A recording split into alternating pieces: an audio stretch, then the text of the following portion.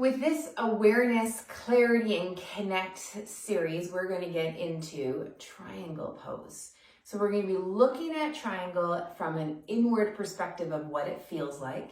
And then I'm going to weave in some smaller component-based movements with the idea to help increase the nuance of your awareness. So you have more clarity about what's working and not working and how you move, so you can have greater connection, which will ultimately lead to better feedback neuromuscularly and just overall proprioceptively. We're going to use triangle for this experience today.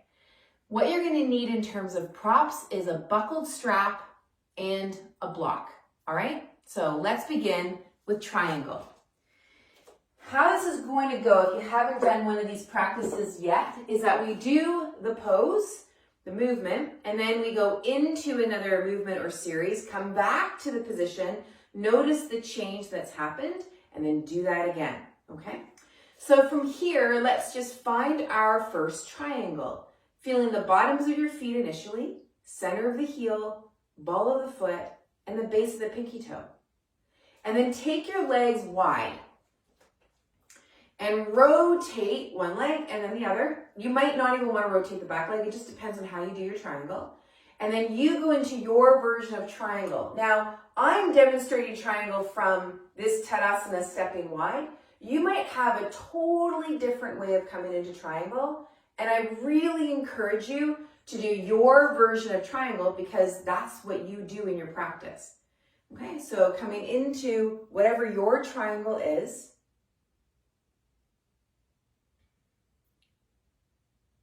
And then come on back up. Okay, so now you've got that as a baseline for what that feels. Okay, so then what we're going to do is come down to the floor, have your blocks and strap handy. We're not going to use them straight away, but we're going to get there. All right, so from here on your back, let's bring one knee to your belly, hold on to the back of the leg, and then bring the leg up toward the foot to the sky. And then rotate your leg bone and place the ankle on the knee. Right, I do this movement a lot in these videos that I share with you guys because it's such an incredible movement to really see how your leg is moving in your pelvis. Because so often when people do this ankle to knee motion, they move their pelvis. So feel between your pelvis and your ribs, how the pelvis can move, and then you're shortening and lengthening the size of your torso, and your brain thinks that's leg rotation. But it's not, right? So there's a fallacy in what you think is happening. So when we really focus in on the component movement of the leg bone and the hip socket, then things really start to change and you don't need to utilize up here so much. So here, this is the actual rotation of that leg bone and the hip socket. And it's such an important piece of being able to do triangle because triangle has such a hip focus to it. We want to help foster that. So bringing your hand to your bum, move your leg bone away from your torso, utilizing your hip muscles, but not the front of your hip. So your front of your hip is quiet as you push away, and the butt of your hip, that's doing the work. Great, okay, and then ankle comes off, and the other side, bring the knee up, leg comes up, and then rotate that leg bone, ankle to the knee, rotate that in the hip socket. Good job. Okay, now from here, keeping this ankle on the knee, we're now going to take a very gentle twist to one side and then over to the other side. We're not going all the way. We're just doing really, really gentle movement. Bring your hands to the front of the hip now. Now as you move, just make sure that those hip flexors stay quiet and only go as far as that happens. You'll need to, I don't want to say it that way. I want to say, you'll notice that something else in your body will kick in to help control this movement. So just notice what that is in your body. But we don't want to use your hips. It will ultimately be your abdomen, but I also don't want you to grip with your abdomen to make it happen. As the pelvis moves, you'll feel your abdomen respond. Okay, great. Now ankle comes down, other side, and let's take that twist.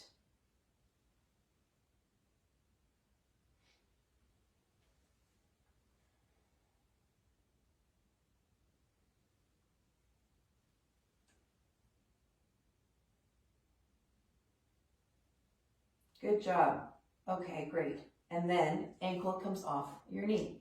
All right, grab hold of your strap now, and you're going to place the buckled strap as a loop around your legs, mid-thigh height.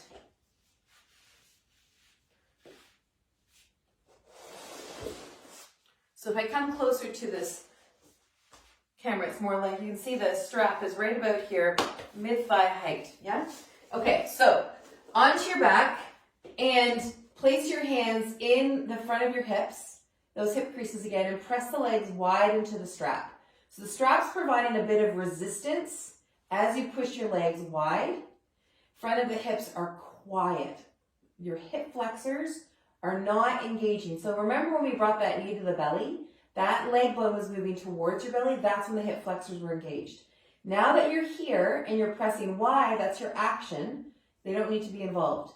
Notice if your pelvis wants to rock. Notice if you feel this in your sacrum or your SI or your back. None of that needs to be involved. So dial the movement down and only move as much as those hip flexors don't fire and there's not an increase of pain or strain anywhere in your body. Good? Okay, let that go. Unravel the strap. And then let's take the block. And the block is placed between the legs, right about an inch from your pubic bone. Now you'll notice that your block has either a thin, a medium, or a wide position. You choose the position that feels the best in your body. So I find for my body, narrow, the narrow one is too narrow. It makes my knees kind of come in like an upside down V or a tent position. So I like the middle one. Some people like to go wider because it's more comfortable on their back. Totally fine. Totally fine. So now press your legs in. We're doing the exact opposite. We're pushing the legs in to the block.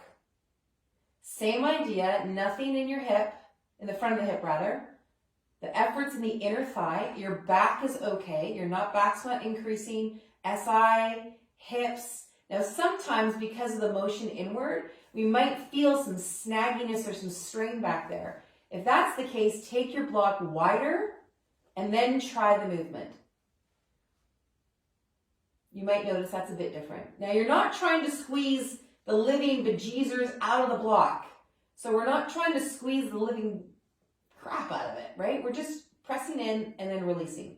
So sometimes the strain people feel is because they're literally trying to break the block. Don't do that, right? It's just, you're just holding it and pressing in and then relaxing. Perfect. Okay. So a little bit of hip work we just did. Let's roll it over. Come on up into our triangle. Legs come wide, or however you do your triangle. So for me, I'm rotating my legs. My pelvis is staying level as I did that. My pelvis did go on a diagonal, but it wasn't coming into a position like that. Yeah. So I'm wanting the pelvis level, legs move in the sockets, and now I start to move into my triangle. And for me, I already noticed that there's a lightness in through my feet and my legs. Good, and then come back up. And then move to the other side. Good, and then over we go.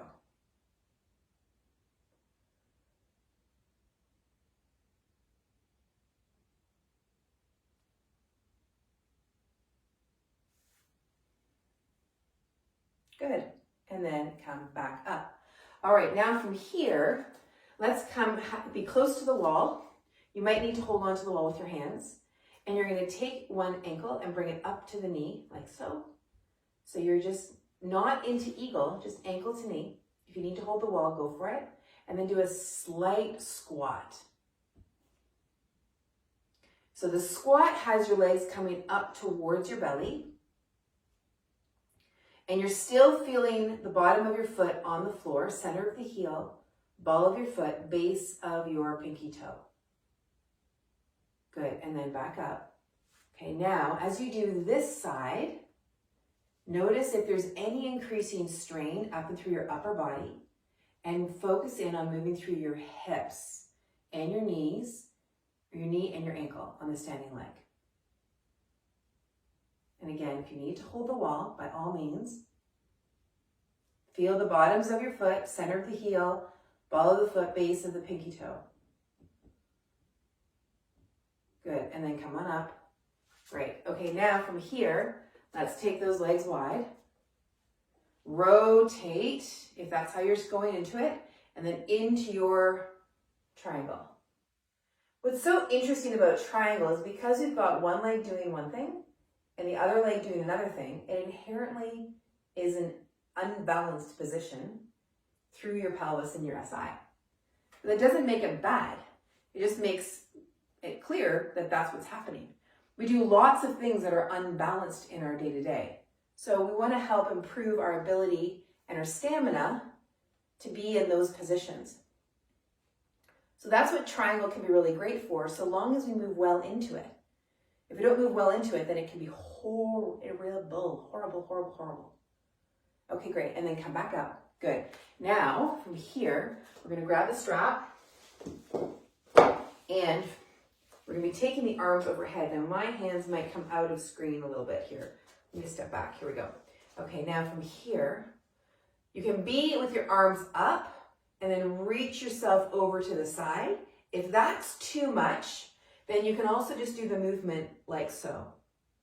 In both circumstances, feel the feet on the floor and feel the 3 points of your feet. And so as you move over to one side, still feel the foot on the other.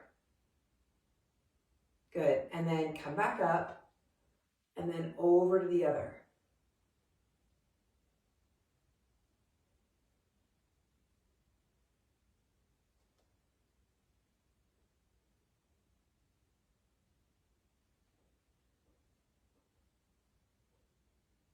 Good. Right. Now from here, drop that. Come into your triangle. So legs are wide. You might even notice as you're setting up that how your legs move in your pelvis is a little bit different now.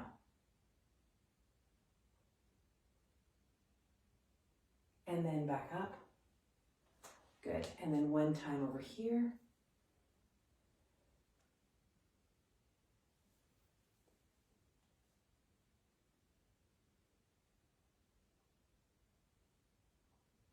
All right, and then come back up. Okay, let's do one more.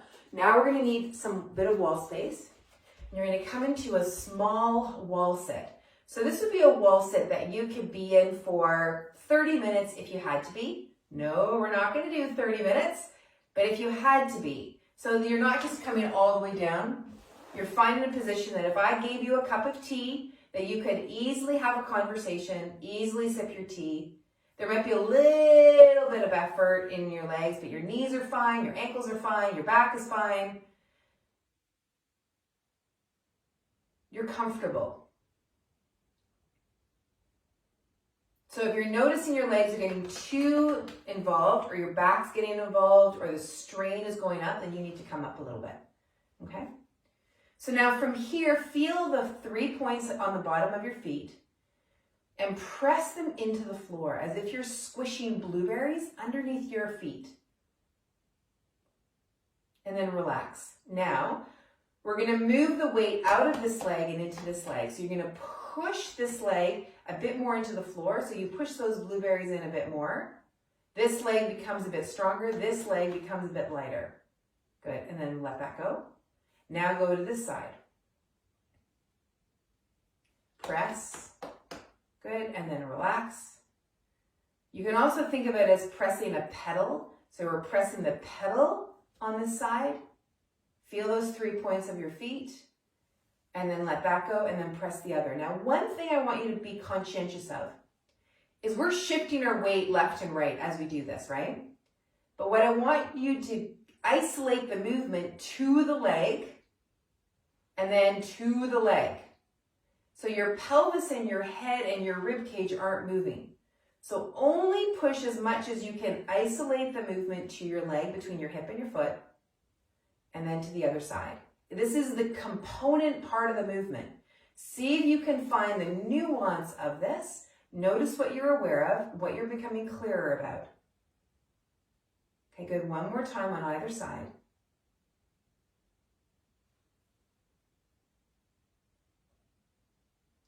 And then both feet at the same time press.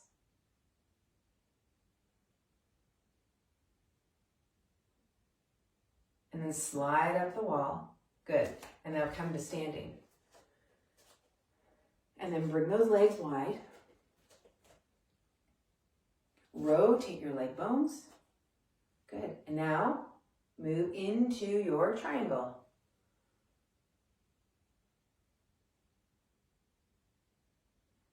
Good. Other side. Now you'll notice that I've been mostly focusing in on your hips, bringing the arms in after. And you could also keep the arms up like so and do that movement.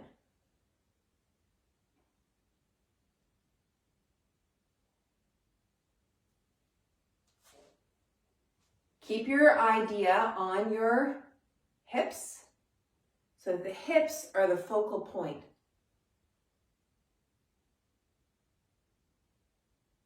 One last piece to kind of play with is I'm going to bring a piece of doweling in. Think about your nose being in line with your pubic bone. And as you're moving to come into that position, So the sides of your torso remain exactly the same as you go because the movement in this orientation is coming through your hips. Yeah? So then you can bring the arms in with that as you are feeling more and more through that hip and more through that connection between your nose and your pubic bone. All right, now let's come back to your position here in Tadasana. Come back into your body. Now notice what it is that you're experiencing from your feet, through your knees, your hips, your rib cage, your face.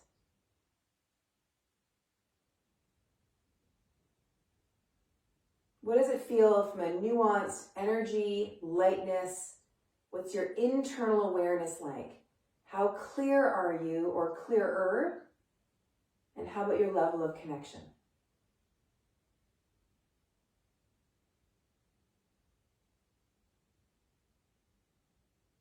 You have a great time exploring.